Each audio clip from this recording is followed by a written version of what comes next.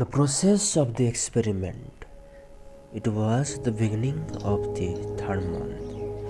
I felt I should now start to keep notes of the work done every day so that I would know how much had been achieved in a week.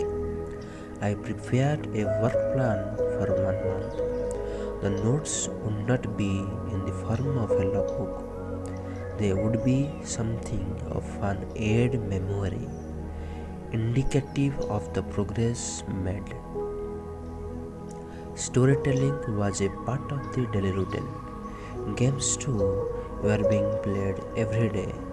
In between, we had talks, model reading, and checking of personal hygiene. The library was also taking shape, though very slowly. I decided to take up something from the prescribed syllabus. One morning, I asked the boys to take down some dictation. The boys stared at me. They never thought that I would give them a dictation or take up a lesson from the textbook or take a map reading exercise. They did not believe I was a teacher of that type. They were right in a way, for I certainly was not a teacher of that sort. Write down, I said. Many did not have slates and pencils. They had not needed them until now in my class, and so they had not brought them. I got them slates and pencils from a neighboring class and proceeded to give them dictation. Some boys showed their disapproval. A boy asked, "No story today, sir?" Another said, "We don't use the textbooks in the class. Now, where will you give dictations from?" A couple of them said, "Please let us have a look at the passage that you intend to dictate so that we may not make mistakes." They all seem to be used to the obsolete old methods. They have the old idea of dictation and therefore they dislike it.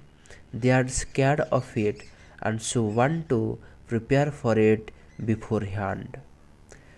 I picked up one of the library books and began dictating. I read out a sentence, but hardly had I said a few words. Then the boys began to take them down. They paid no attention to the complete sentence. They began to ask me to repeat the sentence. There were repeated requests to repeat it. "Look," I said, "I will show you how to take down dictation. You should look at me when I speak. Listen to me carefully. Understand what I say and then write.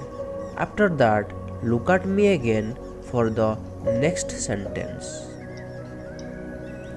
I continued to dictate the passage. At first, they could not give up their old habit, but after a while, they learned to take down dictation by the method I had shown. And after that, none of them had to ask me to repeat what I had said. I spoke only once and did not repeat a single word. After the dictation, they put down their slates and I went through their writing.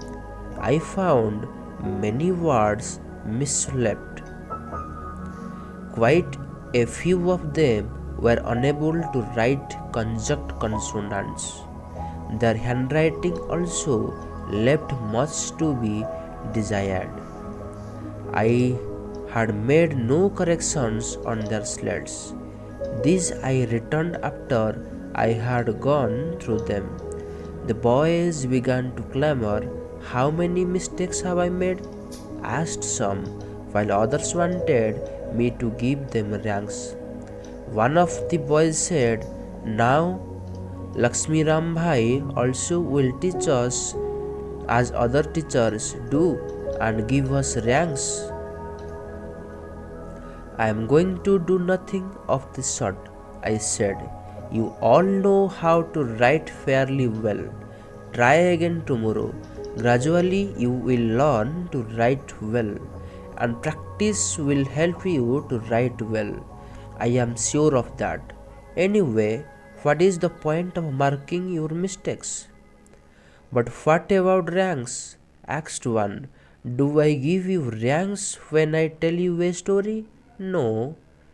Do we have ranks when we play games? No. Some of you are tall while others are short. Does that mean rank? No. Some of you are at some quite lean. Does it simply ranks? Not at all. Some are rich, some are poor. Does the school give ranks according to whether you are rich or poor? No. Then we just don't want the rank system at all. A person who can sing may sing out poems. He may try to recall the words when he forgets them. A person who does not know a game may observe others and learn. And one who is good at a game may play for the pleasure of it. A child with a good handwriting may serve as a model to others who would like to improve their own. Those who are good at doing things can always teach others who are not so good. That is all. They stared at me, surprised. I said at the end, our class is something quite different, something new. We blaze a new trail. This is our class. I emphasized the words our class, repeating the words a couple of times. The boys picked it up. Our class, they said. It is something different, something new. Within a week, I was able to bring about some improvement in the area of dictation. I gave them transcription as homework every day. They were to copy out 4 lines from one book. I gave them dictation for 10 minutes every day. They were also asked to take down dictation from each other and correct each other's work. I prepared a list of conjunct consonants including all those in the language text for the 4th standard. I gave this list to each of them, one by one, to copy out. I began to prepare a list of difficult words in the language text for their spelling exercise. Our work was progressing well. One day, while the boys were listening to a story, we heard piteous cries from a neighboring class. We were startled. The boys found it difficult to pay attention. I stopped telling them the story and suggested that one of them go and see what the matter was, to find out who was crying and why. A senior boy went out and was back in a minute. The teacher bit off Gijubhai, he said. Why? I asked. He does not know the geography lesson. But why beat him? He must suffer the consequences, said one boy, if he does not prepare his lessons. But suppose he just does not know? One must know. If he does not know, the teacher will naturally beat him. But what if he does not remember in spite of his efforts to learn? A third boy intervened. Even then, the teacher will beat him. He gets beaten if he does not know. Why any one of you like being beaten? No, who would like to be beaten? Suppose I give you some lessons to prepare and you don't. Should I beat you or not? But we would prepare the lesson that you give. Suppose you don't remember even after you try to memorize. No, you should not beat us in any case. It hurts. Teach us again if we don't know, and we will work harder. All right, I said. Let us proceed with the story, shall we? I started again, but their minds were preoccupied with Jibha. They said, Sir, Jibha is the sort of a boy who will abuse the teacher behind his back and draw the teacher's caricature on the walls with abusive captions. Jibha should not do that, but the teacher beats him hard, they said. What is one to do then? I asked. The teacher should not beat him. What about the lessons? Anyone who does not prepare lessons, they said, should be removed from the school. Why beat anyone? If beating makes one learn, everyone should be beaten every day. One boy said, Jibha is not interested in studies. He likes catching rabbits and tending cattle. Another boy said, Jibha gets a beating in the school and then he beats other children outside the school. We are all afraid of him. What caste does he belong to? He is a coolie. His father is a government servant and sends him to school forcibly. A teacher has been engaged to give him private tuition at home. Let's drop the matter for now, I said. Let us go on with the story. I finished the story. We were getting off when the bell rang. I went home thinking about punishments and their consequences. I was quite sure of my own attitude. I did not want to punish anyone. A few days after this, I met the education officer again.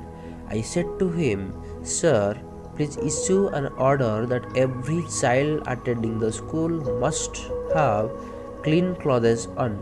Their caps must be clean if they wear caps. Hair must be well groomed. Nails must be clipped every week, and they should have a regular haircut. Clothes should have proper buttons. Students must have a bath or at least a wash before they come to school. The education officer gave me a patient hearing and then smiled. Why? Do the parents not understand? Do the parents not understand? I am trying my best to persuade parents, but they seem not to understand. Parents who are quite well off even do not understand. They say, who is going to bother about it every day? Your job is to teach and mind just that. Leave the other things to us. Very little improvement has been possible under these conditions. To tell you frankly, sir, I do not like teaching such boys. So that's that, said the education officer. This is our society. It is an impossible task to raise their cultural level. Even so, there has been some effect on parents since the time I took charge of this department. Why don't you then issue such an order? I cannot issue such an order. It is outside toy powers. Outside your powers? How come? You are a tough grade officer. This is a naive state. Officers do not have such powers even elsewhere, he continued after a pause. Such orders can be issued only if you go to the highest authority, and even then are the people going to implement such an order? What can we do if the people disobey our orders, rusticate their children from the school? You can't do that.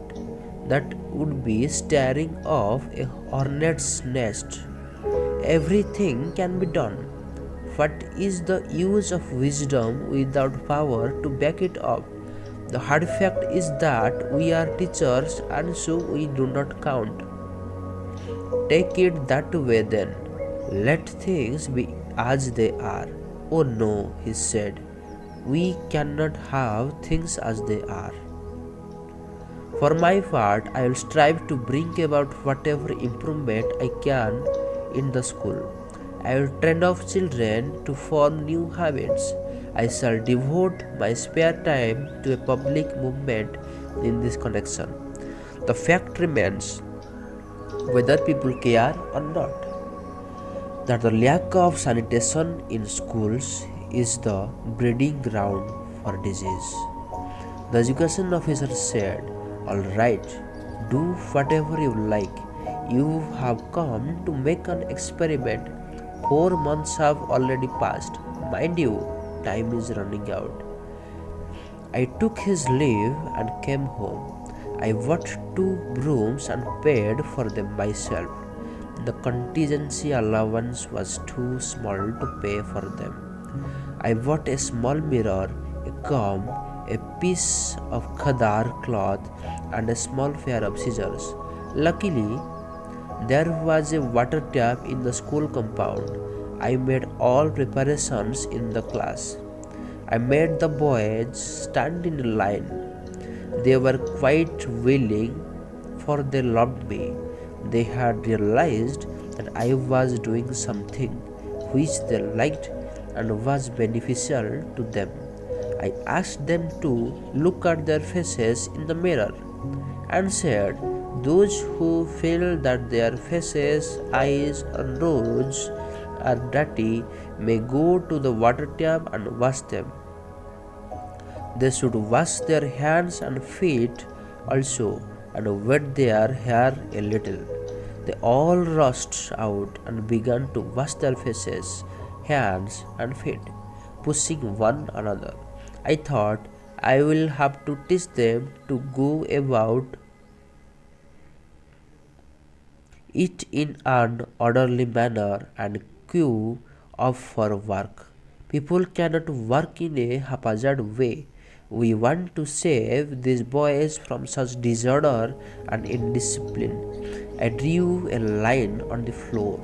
"Every one of you stand along this line and go to the water tap one by one," I told them. I stood on one side with 2 pieces of khadar cloth in my hands. The boys began to wash their hands and feet as instructed. It was the first time that such an activity had been undertaken in the school. Passerby were watching in surprise at what was happening in the school. We went to our class after every boy has finished having a wash. I gave them the comb and asked each of them to comb their hair as best as he could. I got all their caps placed in a corner. Everybody was now clean and looked bright and fresh. I drew a circle with a piece of chalk and made them sit around it. I also sat down with them and said, "Now look at your hands, how clean they are, how your faces look. Don't you like yourselves looking clean and bright?" "Of course we do," they said. "Then why not have it this way? A wash at the tap and a tidying off as soon as you get to school. We shall take off other activities afterwards." I felt happy and pleased. "Let's recite a poem," I suggested. The first poem I recited was a prayer. It came to my mind spontaneously. Checking off nails could not be done that day, nor checking buttons and clothes. I had laid the foundation for the teaching of history with my stories.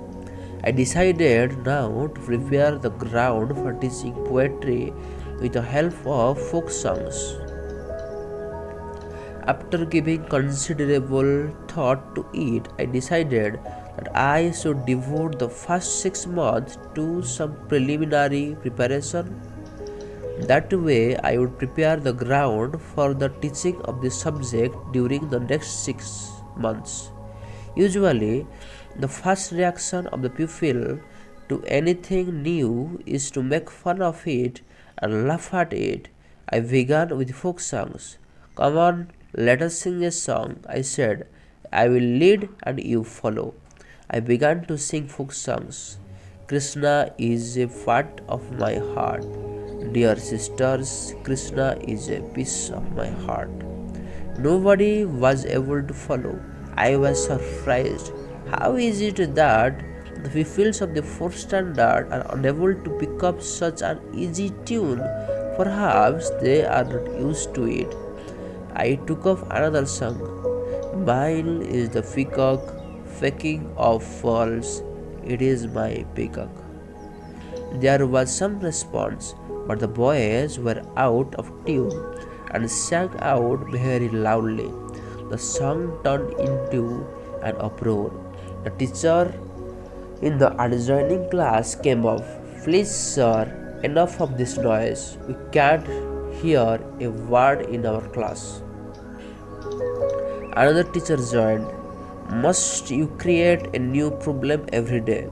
Are you going to allow us to teach our boys in peace or not? You are not concerned with the consequences. If you succeed, the education officer will tell us to do this and that, and if your experiment fails, you will pack up and go away. The headmaster came up. I say, Mr. Lakshmi Ram, is this a private elementary school that you resort to chorus recitation as if you were reciting the multiplication tables?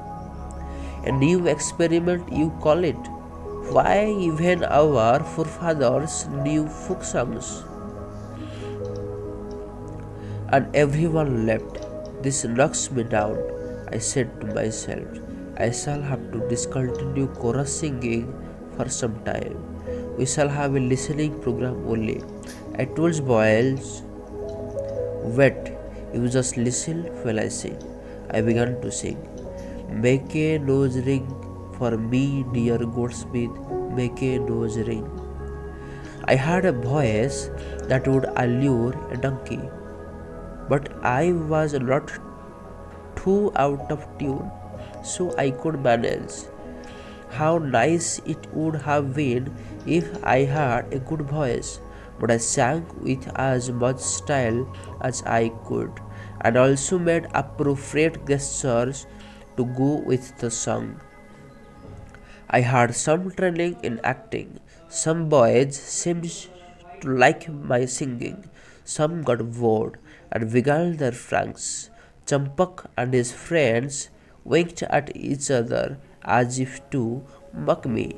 It did not escape my notice, but that was something I was going to deal with.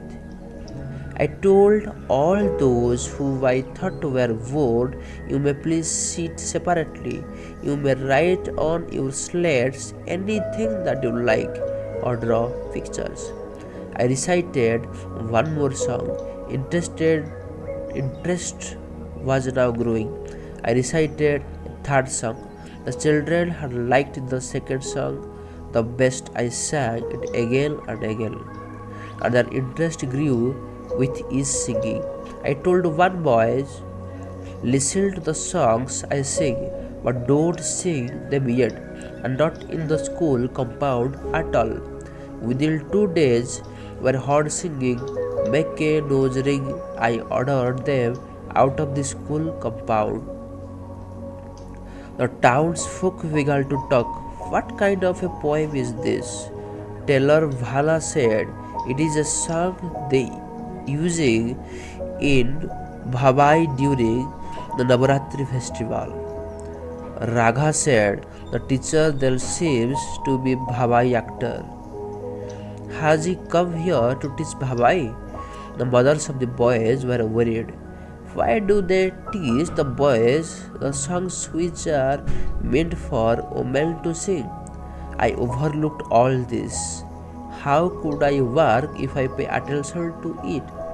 I had to throw myself courageously into my experiment. That is the way to blaze a new trail. Every day I recited new poems to the boys and found out which poem they liked. During the process, many boys learned half a dozen songs by heart. Of course, there were a few boys who did not like music. They used to read or write during that time, and I did not bother about them. I began to think of introducing Dandiyaras. So these were then the activities going on in the class: storytelling, the library, model reading, games, dictation, listening to the recitation of poems, cleanliness, and prayer. One day, a Paramahansa sannyasi came to our class. He was accompanied by the headmaster. The headmaster introduced him. His Holiness gives religious discourses. He has been permitted to give discourses in every school in the state. Today, he has come to our school with a note from the education officer to give a discourse in our school. I bowed to His Holiness respectfully and offered him a chair. Then I requested him to begin his talk. The boys stared at His Holiness. They seemed to be curious about his shaven head, his bright face, lean body, and the water pan in his hand. I told the boys, Swamiji is going to give us a talk. Please listen attentively. The boys obeyed me. They sat quietly. Swamiji began the sermon. Boys, God is the greatest of all in this world. He has created this world. It exists because of Him. He is the source of us all. And so it went all about the glory of God. I kept quiet and said nothing. The boys were also quiet gradually. However, they began to get restless. Some began to stare, some began doodling with pen and slates, some began handling books, some looked visibly annoyed. A boy went out, making a sign for a visit to the toilet. Soon another boy followed him. Two boys were trying to talk. I signaled them to keep quiet. I requested His Holiness, Swamiji, please say something easy enough for them to understand. Swamiji was a straightforward person. He began to talk of the Hindu religion, its scriptures, and its tenets, but the boys were not interested in this either. I began to wonder, is this the way to preach? Can one explain in this manner the philosophical basis of a religion which is a very mystical and takes a lifelong effort to understand? Is this moral instruction or dissemination of information about religion?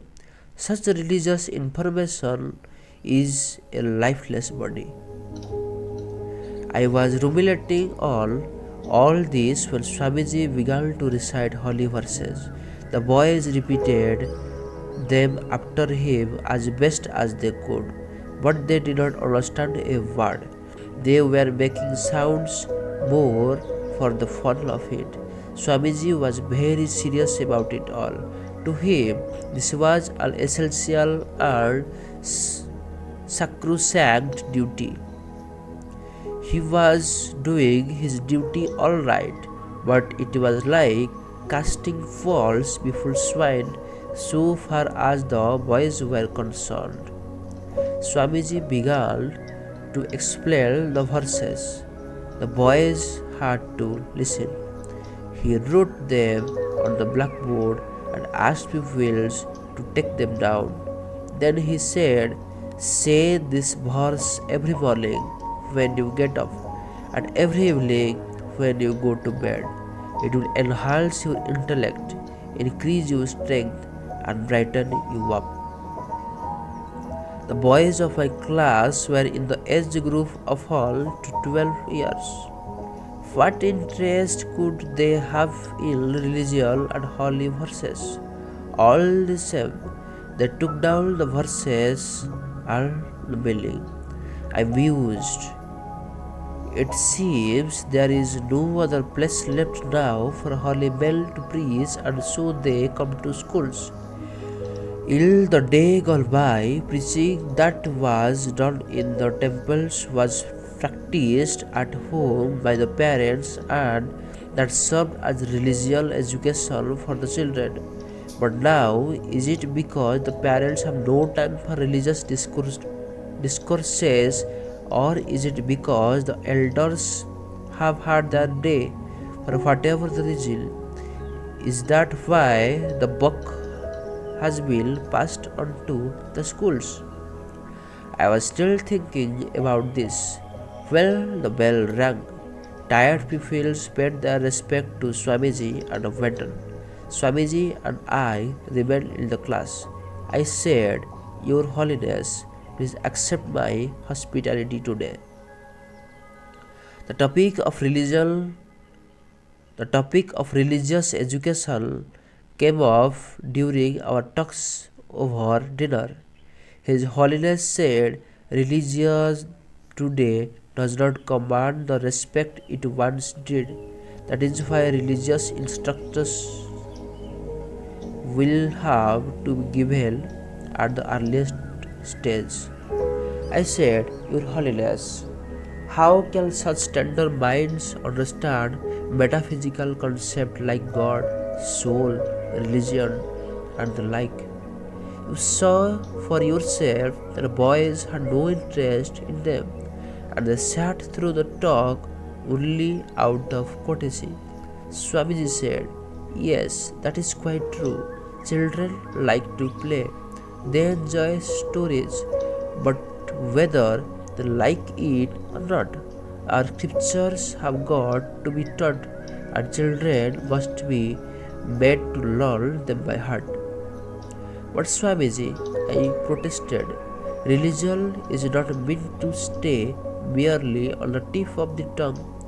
Religion is an awakening, and it comes from within. It comes only when there is a yearning of it. It comes at the appropriate time only. Don't you feel this is imposing it at the wrong time?" Swamiji pondered over my argument. I continued, "Religion is truth, and it leads to deliverance. The ultimate object of man is deliverance. But don't you think all this is very difficult, outside the range of common sense? Don't you think it needs an enormous amount of preparation?" "That is true, but," I went on, "religion is not something which one can buy in the market. What is printed in books is not religion. Don't you think the mystic of religion should remain a secret to be discovered by each individual by his own efforts?" Swamiji agreed. "Yes, that is why our forefathers had to stay at the Guru's ashram and put in rigorous effort to understand religion. But today we seem to have set about to distribute religion among people through preaching at home and in school." "But this is the Kali Yuga," said Swamiji. "Who will go to Guru's ashram today?" "Then leave it," I said. "Religion will not prevail by selling it or gifting it anyway." "How then?" I said. "I believe there should be no preaching of religion to small children. They should at this stage have a healthy body and healthy mind, an unbiased intellect, and an untiring capacity for work. We should make them strong in every way." "Yes," Swamiji said. "Only the strong can reach out to soul." I said, "I believe that just as youth blossoms out in its own time, so also the yearning for religion will come in its own time. This untimely introduction to religion is likely an untimely married life, making religion a matter of reciting verses and an everyday ritual will blunt the intensity of yearning for it. A person may recite verses and follow rituals all his life, maintaining all outward manifestations of religion, and yet not be a truly religious person. I agree, said Swamiji. From my personal experience so far, I have also felt that such religious education would bore the students. I do not I do feel that we should find some other way to impart religious education. Excuse me, Your Holiness, I interrupted. What I want to say is that we should try to live religion. Parents must try and teachers must try. We could tell children stories from the Puranas and Upanishads whenever there is a reference to these in their textbooks. Let us tell them stories of saints just as we tell them stories of historical personages. This much exposure, or if you like, preparation is enough. Let us leave out teaching rituals. Let us not make our children memorize and recite holy verses. Let us not teach religious dogma and scriptures and the like in the same name of moral instruction. Swamiji said, "What do I do then?" "Teach," I said. "Just as I do." Swamiji said, "How can a hermit work as a teacher? It is your task to educate people. If you take up teaching, we could remedy the scarcity of good teachers and put it in real good work." Swamiji smiled and began to wash his hands. He and I have come much closer since then. He reads about new ideas in education and I learned scriptures from him. Time was passing. I had to complete the syllabus by the end of the year and improve on my methods. If the experiment was to mean anything, I had to show definite improvement. I thought of beginning the teaching of history. I went through the textbooks in history. I was not satisfied. There were factual mistakes in one book. Another had an antiquated outlook. The third seemed to have been written for sole purpose of making money. The style and language in the fourth was poor. The popular book was interesting for adults, but was difficult for students. These textbooks old too, I felt. What do I do then? I think I will teach history through stories. All the children like stories. Hitherto, I had told them stories of all kinds, half-truths, fantasies, and fairy tales. Stories from history are not of this type. I started by weaving dry historical facts into the form of a story. The children began to be restless.